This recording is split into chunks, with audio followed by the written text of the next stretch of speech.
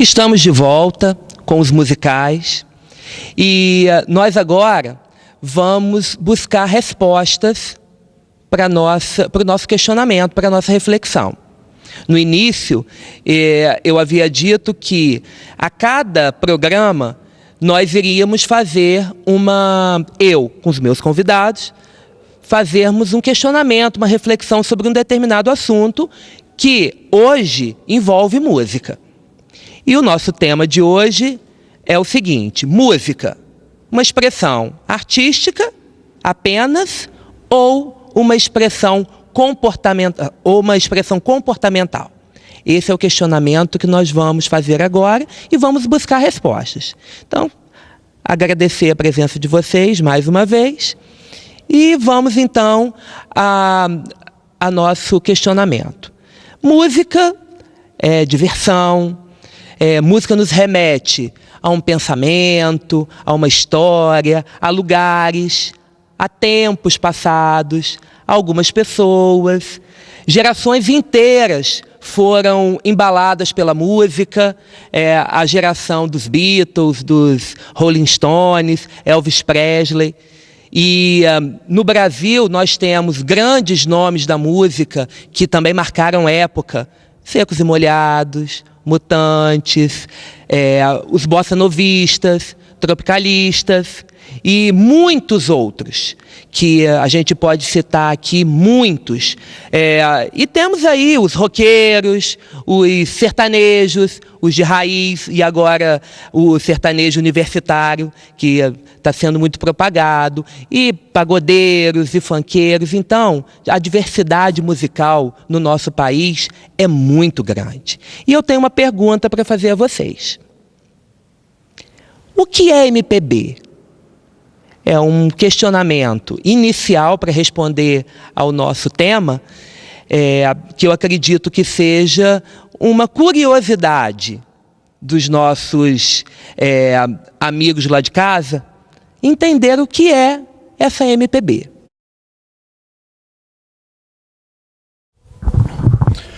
A MPB, Beto, é uma sigla, né? Muita gente sabe o que significa MPB. MPB, Música Popular Brasileira, né? Inicialmente esse termo foi cunhado, foi criado na década de 60, mais precisamente em 66. Durante a segunda fase da Bossa Nova, que você já citou, os bossa-novistas, né? Aquela galera do Paulo Sérgio Vale, Marcos Vale, né? Nara Leão. Porque inicialmente o ouvinte pensa em Bossa Nova, logo lembra Tom Jobim, Vinícius de Moraes, mas tem muito mais gente, né? E ela começou na década de 50 e prosseguiu. Até hoje nós temos produção de Bossa Nova. Em 66 veio a segunda fase, quando foi criado esse termo MPB. A música popular brasileira, ela por ter nascido nesse clima da década de 60, que o mundo inteiro estava passando por renovações, por revoluções, tanto para o lado bom quanto para o lado ruim. E você pode falar muito bem disso, né, Beto? Como professor de história, estávamos recém-chegados do golpe militar de 64. Então, toda aquela sofisticação que tinha de bossa nova, musicalmente falando agora, aquela harmonia rebuscada, fruto do jazz americano, misturada com o samba, que é um ritmo muito difícil de ser tocado, para quem não é brasileiro. Toda essa sofisticação se misturou com a vontade do povo da década de 60, que era, né, um espírito mais revolucionário do que da década anterior, da década de 50. Então, essa linha tênue entre o luxo, a sofisticação da música, bossa nova, jazz, e o popular, que é o samba, o Brasil procurando a sua identidade nacional, né? É daí que surge o termo MPB. Hoje, a MPB é outra, talvez pela sua riqueza, não pela sua falta de identidade, mas pela sua riqueza, porque ela é um conjunto de gêneros, né? É diferente de um rock, por exemplo, que a gente consegue rotular. O rock tem várias vertentes, mas nós podemos, quando nós ouvimos uma batida ou uma guitarra, a gente sabe, isso é rock. O samba, a gente sabe. Agora, MPB não. MPB é um conjunto de gêneros, né? Tem rock dentro da MPB, tem samba dentro da MPB, né? Então, é uma coisa bastante generalizada. João Gabriel, eu vou te fazer então uma outra pergunta relacionada a essa sua primeira resposta. Hoje, o que nós podemos considerar como MPB? A MPB hoje, Beto, ela é o que há de popular no Brasil, né? O que o povo gosta e o que representa o povo. O povo elege o que é a MPB, né? É aquilo que está na mídia, é aquilo que vai para a mídia, é aquilo que sai da mídia. E para nós podermos rotular ou podermos nomear alguns representantes da música popular brasileira hoje, talvez nós precisássemos de um distanciamento histórico, né? Para poder ver quem produziu arte no Brasil. Eu creio que no nosso tema, a possibilidade de a música ser fruto de um comportamento social ainda perdura hoje, né? Assim como na década de 60, 70, a música revelava aquilo que o povo pedia, que o povo criticava, o que o povo almejava, hoje ainda é assim. Então, diante disso tudo que você colocou agora, João, a gente pode entender, eu e o público de casa, que a música, ela muda valores, valores morais, valores sociais, pensamentos políticos, pensamentos a respeito de moda, de religião. E a gente pode entender, então, que a música, ela é uma expressão artística, isso é inegável, mas ela também é uma expressão comportamental. Então, caminham juntas. Então, a gente está se aproximando da resposta ao nosso questionamento, à nossa reflexão de hoje. E uma outra dúvida que me surge agora. Ao longo da história, dessa história toda que você colocou aí muito bem, por sinal, o que o povo brasileiro curtia e o que ele curte hoje? Michele, pode responder isso para a gente?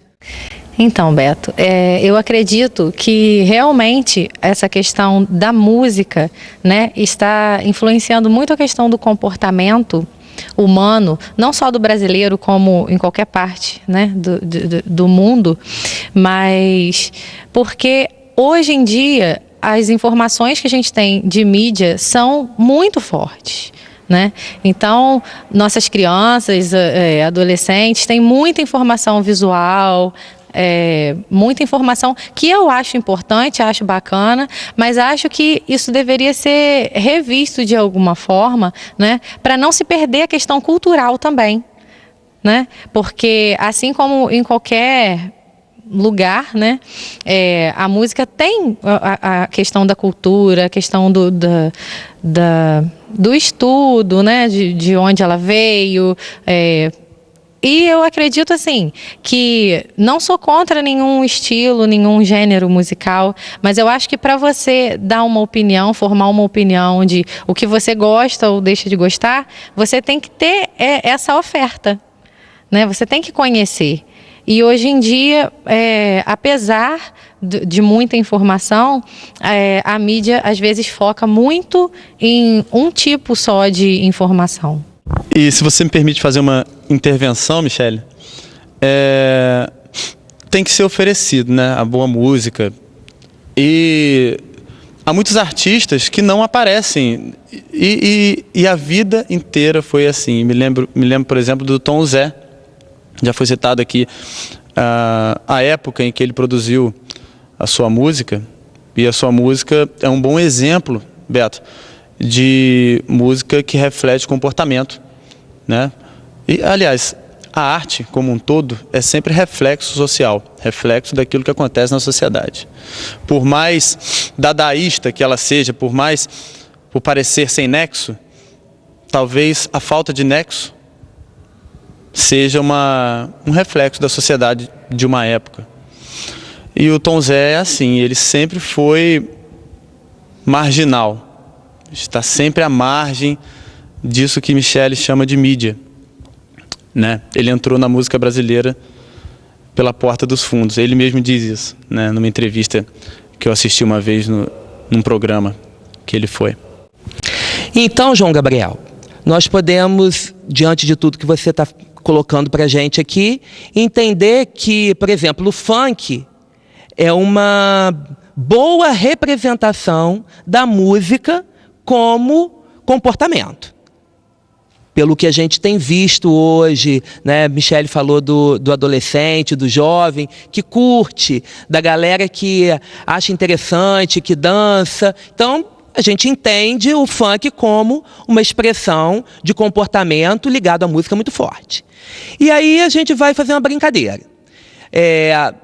Será que tem como a gente linkar, fazer um link entre o funk, que é ligado à mídia, que é midiático, e o Tom Zé, que você coloca aí como uma representação da música que esteve à margem e que é visto, né, como um marginal aí dentro da música?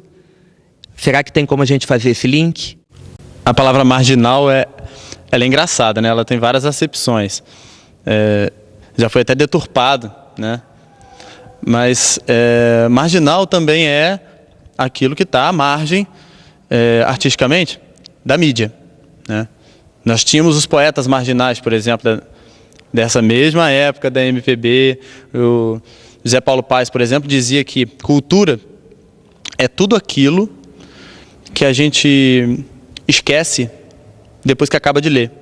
Então, onde é que ela se manifesta? É no jeito de se portar, é no jeito de falar, é no jeito de sentar.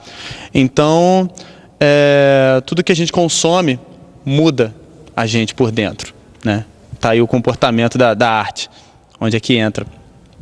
E o Tom Zé, né, em contraposição ao funk, que é isso que está sendo oferecido, em grande parte, o Tom Zé é aquilo que ele próprio diz está fora da mídia. Como é que a gente pode ligar isso? Talvez nas próprias palavras dele.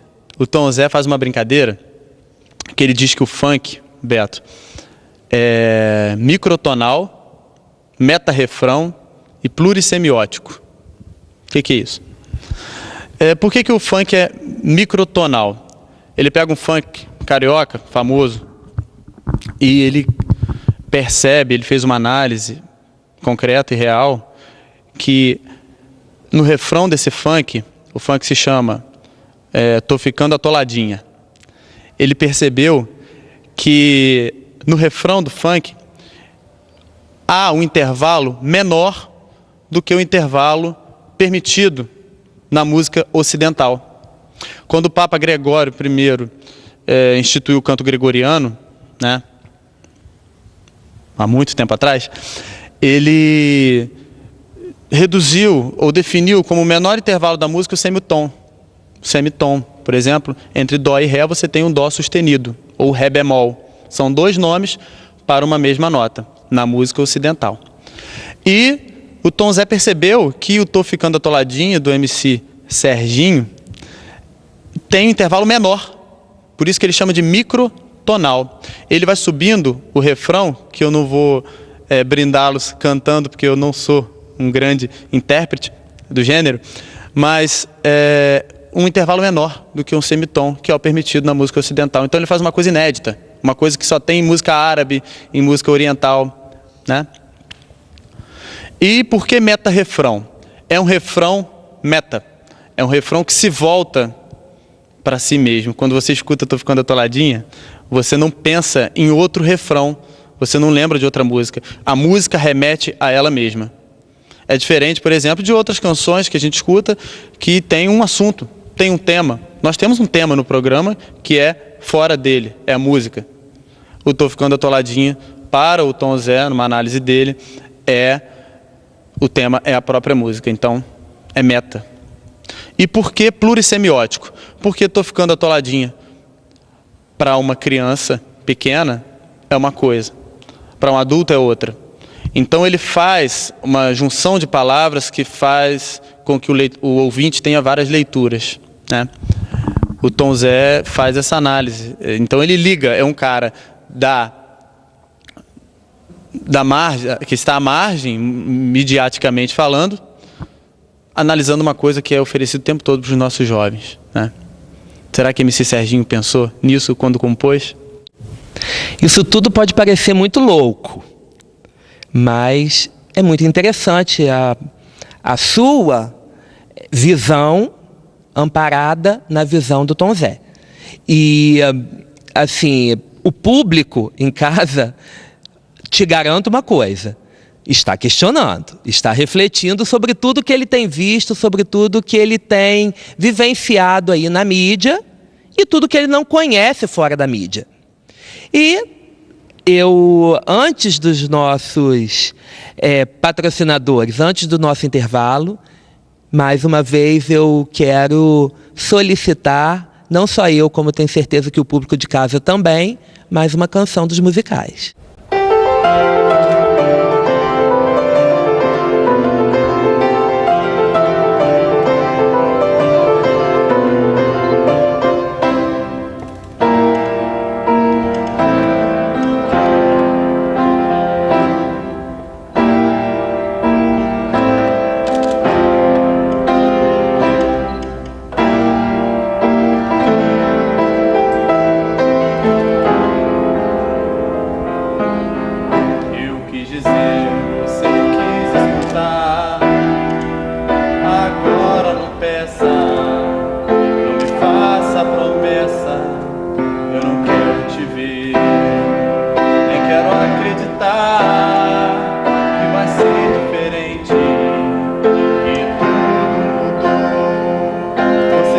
Saber o que houve de errado, meu erro foi crer que estar ao teu lado bastaria.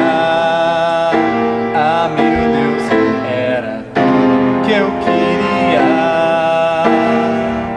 Eu dizia teu nome, não me abandone jamais.